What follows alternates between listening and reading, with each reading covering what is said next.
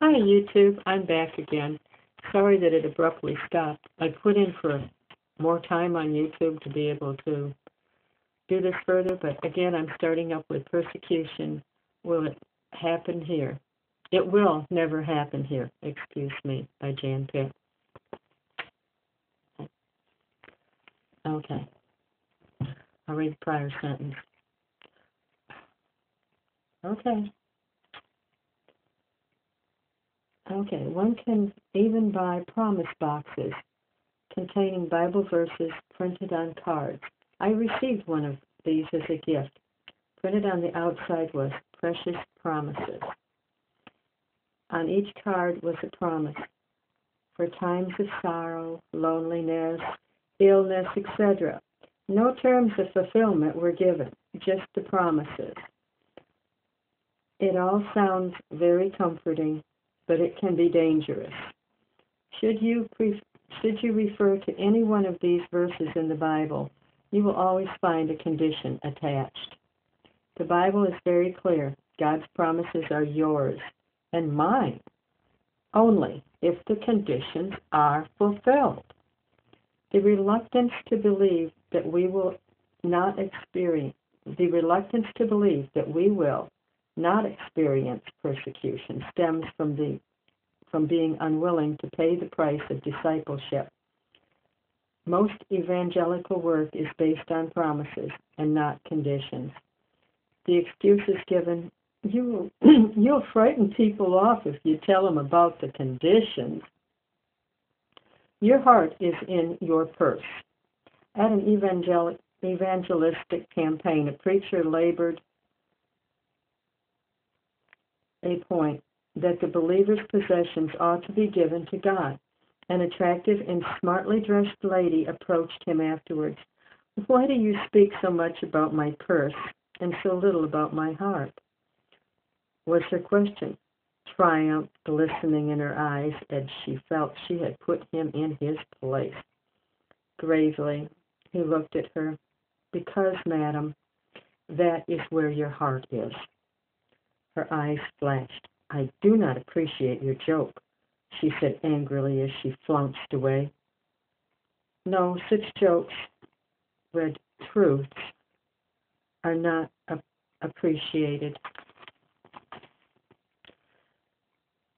They do not fit into our faith. Neither does persecution. That is why we push it away to remote communist lands like Albania, China, Russia. It will never happen here, we say. But how can you be so sure? Of course, we would prefer it didn't, so we can continue our cheap Christianity. But if we want to experience God's promises, we must fulfill His conditions. If we want to overcome, we will have to accept strife. Without strife, there is no victory. Remember the words from the Bible. If my people, condition, then I will, promise. The Apostle Paul wrote, I have fought the good fight. I have finished the race. I have kept the faith. Henceforth, there is laid up for me the crown of righteousness. 2 Timothy 4:7-8. I have kept the faith. When Jesus Christ refers to his second coming, he asks, when the Son of Man comes, will he find faith on earth? Luke 18:8. This implies that many will fall away from the faith. There will be many reasons. Love of the world, 2 Timothy 4:10, or fear of persecution. As for what was sown on rocky ground, this is he who hears the word and immediately receives it with joy. Yet he has no root in himself, but endures for a while. And when tribulation or persecution arises on account of the word, immediately he falls away. Matthew 13:20-21. Others will fall away because they love money and possessions more than Jesus. Matthew 13:22. Jesus' question, will he find faith on earth, points to vital personal faith, not a nominal one. When Christ comes again, he will find many types of faith, but only personal faith will be a saving faith. Even the demons believe and shudder, James 2:19. The faith spoken of in Luke 18:8 relates to those who are prepared to pay the price of discipleship. It is the faith that is steadfast despite persecution. Lesson of Vietnam. It is not only laymen who convince themselves that persecution will not come. Church leaders and missionaries have also been so of the opinion that this horror would not happen in their centuries. During the appalling Vietnam War, church leaders from a certain Christian group held an annual conference. The southern Vietnamese city they were in resembled a fortress. There were soldiers everywhere, barricades, and a terrifying collection of weaponry. Daily attacks were being made on the city by the communist Viet Cong. Yet the pastors continued to discuss the various activities which they would embark upon in the ensuing years. They even adopted a 10-year plan, despite all the evidence.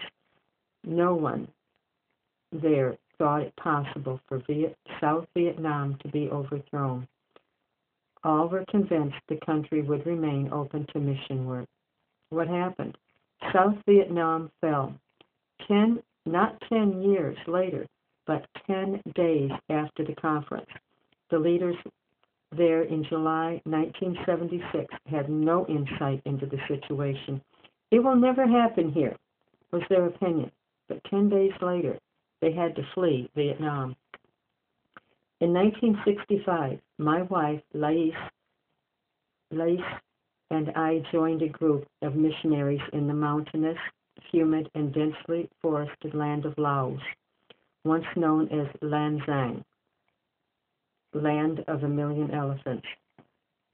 We soon found ourselves in the center of a bloody war which had erupted in Buddhist Laos after 1954 when, after being part of French Indochina for 50 years, it became an independent constitutional monarchy with a royal capital of Luang Prabang.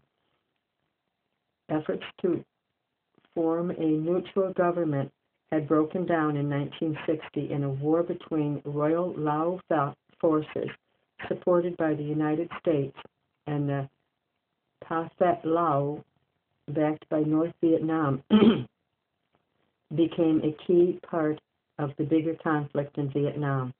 This was mainly because of supply trails running through Laos.